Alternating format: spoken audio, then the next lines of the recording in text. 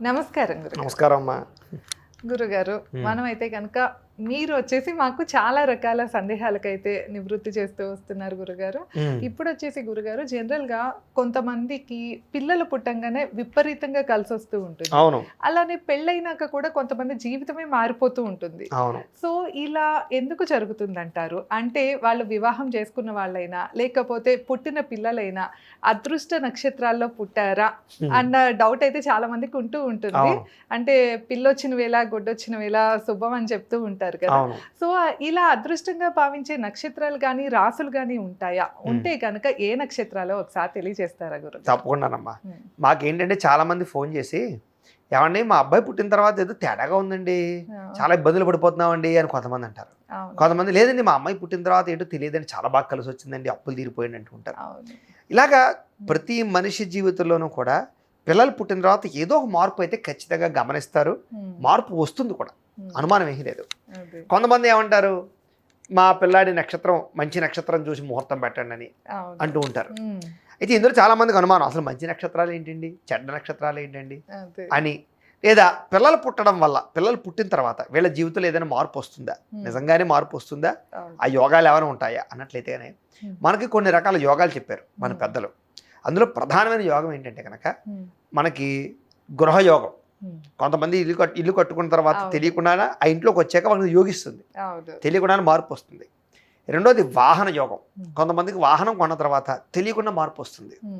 అలాగే కొంతమందికి కళత్ర యోగం, అంటే భార్య కానీ లేదా భర్త కానీ పెళ్ళైన తర్వాత అప్పటిదాకా ఏముండదు వాడికి, పెళ్ళయ్యాక భలే కలిసి వస్తుంది, వ్యాపారం పెట్టో కోట్లు సంపాదిస్తావు.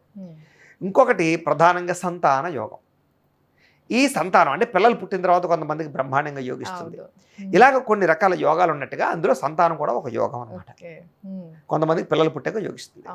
అయితే వీళ్ళు పిల్లలు పుట్టడానికి మంచి నక్షత్రమా చెడ్డ నక్షత్రమా అనేది ఎక్కడా లేదు. అయితే శాంతి నక్షత్రమా శాంతి నక్షత్రం కాదా అన్నది ఉన్నది. కొన్ని నక్షత్రాలు ఉన్నాయనుకోండి, వాటికి పుట్టిన వెంటనే శాంతులు చేయించుకోవాలి. కొన్ని నక్షత్రాలు పుట్టిన తర్వాత వాటికి శాంతులు అయితే ఉండవు. శాంతులు లేని నక్షత్రాలు ఏంటో చెప్తాను ముఖ్యంగా, అప్పుడు ఏమి ఉన్నాయో మీకు అర్థమైపోతుంది. ముఖ్యంగా మృగశిర నక్షత్రం ఒకటి, తర్వాత పునర్వసు, స్వాతి, అనురాధ, ఉత్తరాషాఢ, శ్రవణం, ధనిష్ట, శతభిషం, ఉత్తరాభద్ర. ఈ నక్షత్రాల్లో మీ పిల్లలు ఎవరన్నా పుడితే వాళ్ళకి ఎటువంటి దోషములు లేవు. కాబట్టి వాళ్ళు శాంతులు జరిపించుకోక్కర్లేదు. పుట్టిన తర్వాత పిల్లలు పుట్టాక వాళ్ళకి ఎటువంటి శాంతులు లేవు, కాబట్టి వాళ్ళకి ఏవి దోషాలు లేనట్టే. గురుగారు, ఈ ఇన్ కేస్ అంటే ఇప్పుడు ఇంట్లో తండ్రి లేక తల్లికి సేమ్ నక్షత్రం ఉందనుకోండి పిల్లలతో పాటు, అప్పుడు శాంతి చేయించాలి? మంచి ప్రశ్న వేశారు మధ్యలో. అదే సమస్య. ఎవరైనా సరే ఏక నక్షత్రం ఇంట్లో కనుక స్వనక్షత్రం ఉంటే కనుక దాన్ని ఏకనక్షత్ర దోషము అంటారు, లేదా దాన్ని స్వనక్షత్ర దోషం అని కూడా అంటారు. అంటే తల్లి నక్షత్రం కానీ తండ్రి నక్షత్రంతో కానీ ఇంట్లో పిల్లలు ఉండకూడదు. అలా పుట్టడం వల్ల ఎవరో ఒకరికి ఎదుగుదల ఉండదయ్యా అని. అయితే పిల్లలకి ఎదుగుదల ఉండదు, లేదా తల్లికో తండ్రికో ఎదుగుదల ఉండదు, ఇబ్బంది పడుతూ ఉంటారు. అదే కాదు, ఇంట్లో పిల్లలకు కూడా ఒకే నక్షత్రం ఉండకూడదు. ఇద్దరు పిల్లలు ముగ్గురు పిల్లలు సేమ్ నక్షత్రం ఉండకూడదు. రాసి ఉండొచ్చు, రాసి ఉండొచ్చు, అంతేగాని నక్షత్రం ఒకటే ఉండకూడదు అనమాట. అలా ఉన్నా కూడా అది దోషంలోకి వెళుతుంది. ఇప్పుడు నేను చెప్పిన నక్షత్రాలు అయినా కూడా అదే ఒకే నక్షత్రం అయిందనుకోండి, అది దోషమే. మిగతా ఏ నక్షత్రాలైనా సరే 27 నక్షత్రాలు, ఏ నక్షత్రాలు ఒకటే నక్షత్రం రెండోదైనా కూడా అది ఏక నక్షత్ర దోషంలోకి వస్తుంది. కాబట్టి దానికి ఖచ్చితంగా శాంతి చేయించుకోవాలి. ఇప్పుడు నేను చెప్పిన నక్షత్రాలు కాకుండా మిగతా నక్షత్రంలో పుట్టిన వాళ్ళు ప్రతి ఒక్కళ్ళకి కూడా ఖచ్చితంగా శాంతులు ఉంటాయన్నమాట. నక్షత్ర దోష పరిహార శాంతి అని ఉంటుంది, అది చేసుకోవాలి. అది చేసుకోవడం వల్ల ఏమవుతుంది అయ్యా అన్నట్లయితే కనుక ఆ దోషం అనేటటువంటిది పిల్లల మీద చూపించదు, దాని ప్రభావం తల్లిదండ్రుల మీద కూడా ఉండదు. అందునే చూడండి, మనకి పంచాంగంలో రాస్తాడు, పలానా నక్షత్రంలో పుడితే తల్లికి గండం, తండ్రికి గండం, మేనమావకి గండం, ఇలాగా తల్లికి కానీ తండ్రికి కానీ మేనమావకి కానీ గండాలు ఉంటాయి అన్నమాట. ఆ దోషాల వల్ల వాళ్ళలో ఎవరో ఒకరికి ఖచ్చితంగా దాని ప్రభావం కీడు అనేది ఇబ్బంది పెడుతూ ఉంటుంది.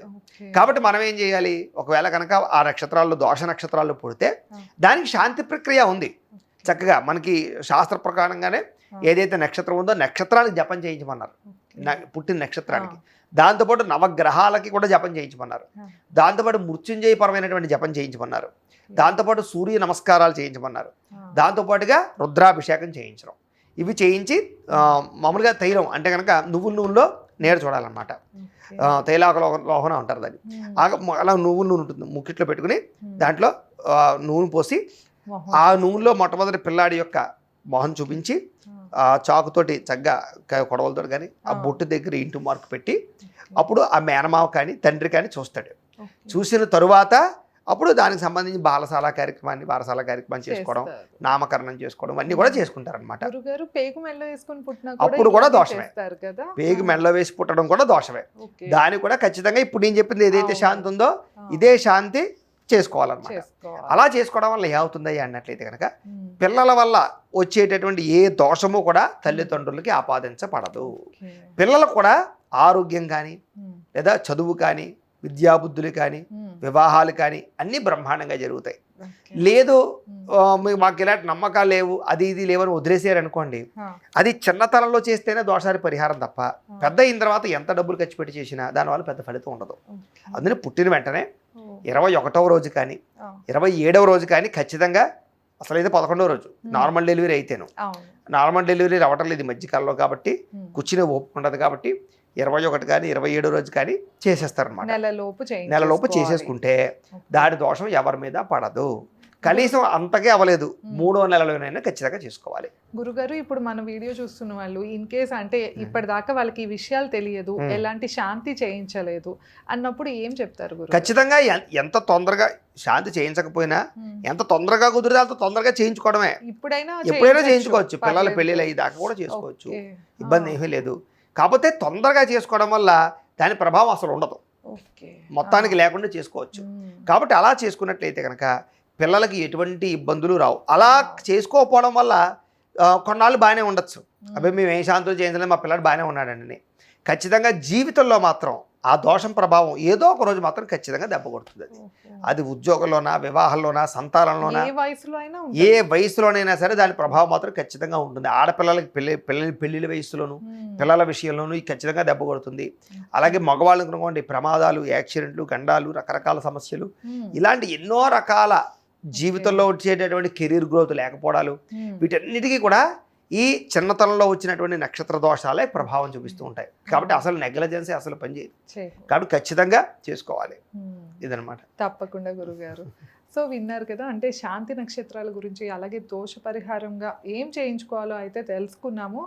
అలానే మీకు ఇంకా ఇలాంటి డౌట్స్ ఏమైనా ఉన్నాయి, ఒకసారి నేరుగా గురుగారిని సంప్రదించాలి అంటే స్క్రీన్ పైన స్క్రోల్ అవుతున్న నెంబర్కి కాంటాక్ట్ చేసి అన్ని విషయాలు ఇంకా క్లియర్గా తెలుసుకోవచ్చు. ధన్యవాదాలు. నమస్కారం. నమస్కారం అమ్మా.